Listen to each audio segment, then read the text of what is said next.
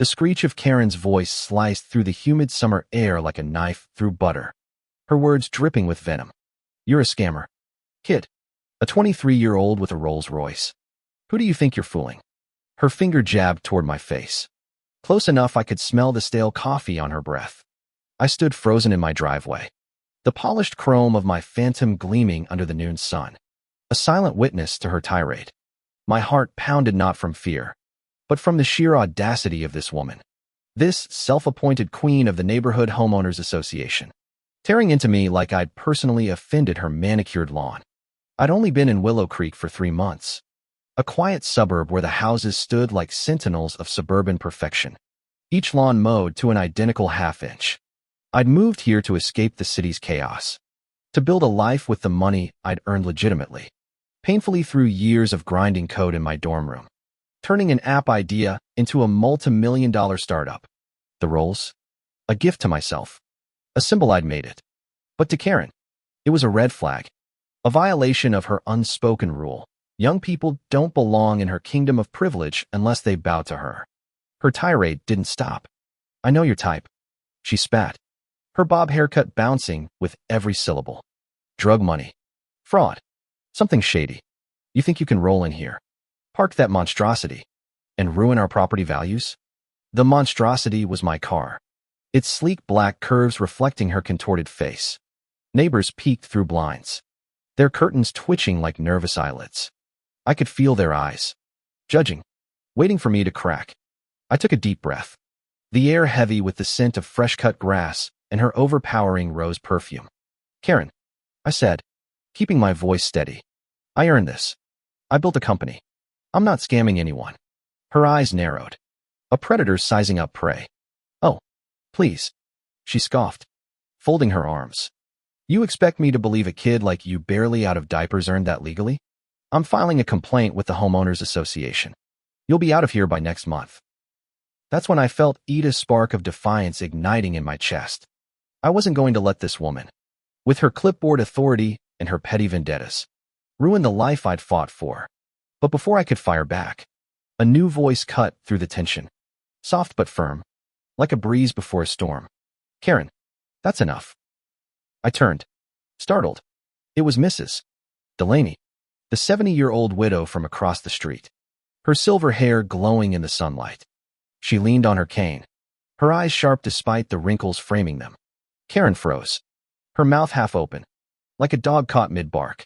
Mrs. Delaney stepped closer, her orthopedic shoes scuffing the pavement. I've watched this young man, she said, nodding toward me. He's up at dawn, working on that laptop of his. He's polite, keeps to himself.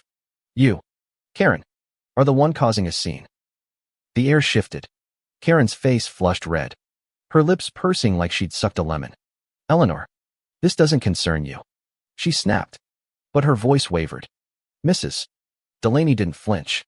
It concerns all of us when you harass a neighbor based on nothing but your own jealousy. The word hung there, jealousy, like a guillotine blade.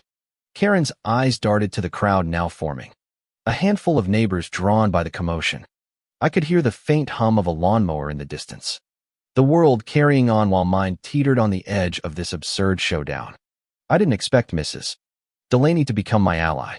She'd always been a mystery, a quiet figure tending her roses or sitting on her porch with a glass of iced tea, watching the world with knowing eyes. But now, she was my shield, her presence forcing Karen to backpedal. I'm protecting this community, Karen insisted, her voice shrill. Someone has to. Mrs. Delaney raised an eyebrow. Protecting? Or controlling? You've been bullying people here for years. Karen, it's time someone called you out.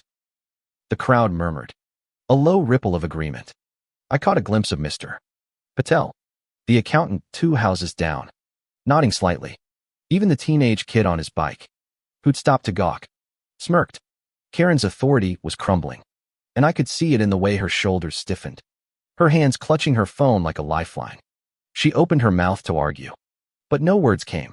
For the first time, she looked small, exposed, like a queen dethroned in her own court.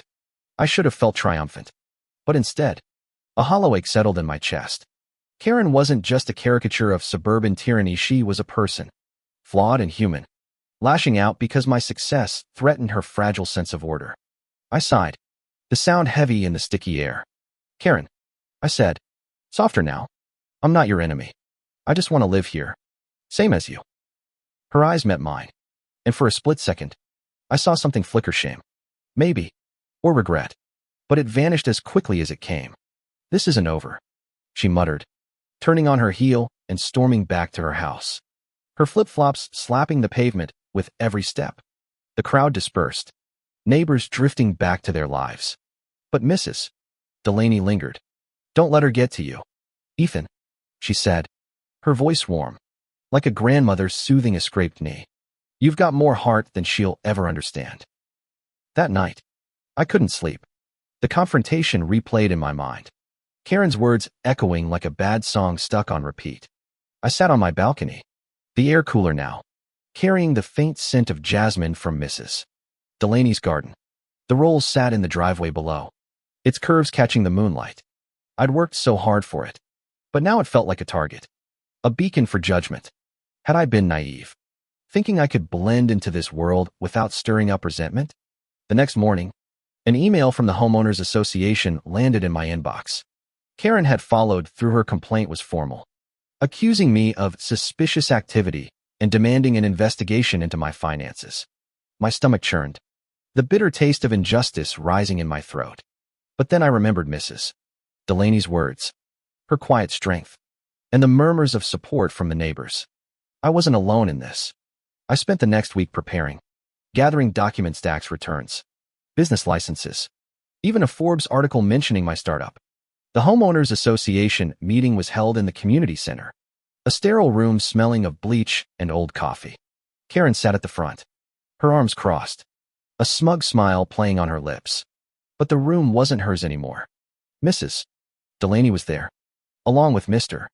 Patel, the teenage kid's mom, and half a dozen others who'd grown tired of Karen's reign. I presented my case, my voice steady despite the sweat beading on my forehead.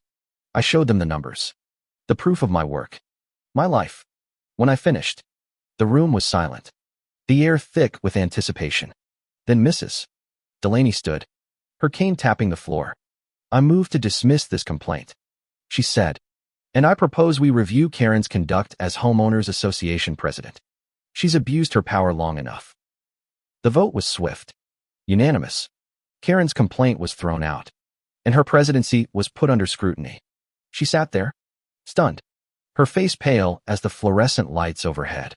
I didn't cheer or gloat, I just felt relief, like a weight lifting off my chest. As we left the room, Mrs. Delaney squeezed my arm. You did good, kid, she whispered, her eyes twinkling. Weeks later, Karen resigned from the Homeowners Association. Rumor had it she was selling her house, moving to a condo downtown. I saw her one last time, loading boxes into a U-Haul. Her shoulders slumped, her bob less bouncy. I wanted to feel sorry for her, but all I could muster was a nod as I drove past in my Rolls, the engine purring like a contented cat. The neighborhood changed after that. People started talking more, waving across fences, sharing stories over lemonade on porches. I learned Mrs. Delaney had been a civil rights lawyer in the 60s, fighting battles bigger than any homeowners association meeting. She became my friend, my mentor, teaching me that justice isn't just about winning, it's about standing up. Even when your voice shakes, even when the odds seem stacked against you. I still drive the Rolls, but it's not just a car anymore. It's a reminder that I belong here, that I fought for my place and won. And every time I pass Karen's old house, now with a new family's bikes scattered on the lawn, I smile. Sometimes, the loudest voices fall silent when the truth speaks louder.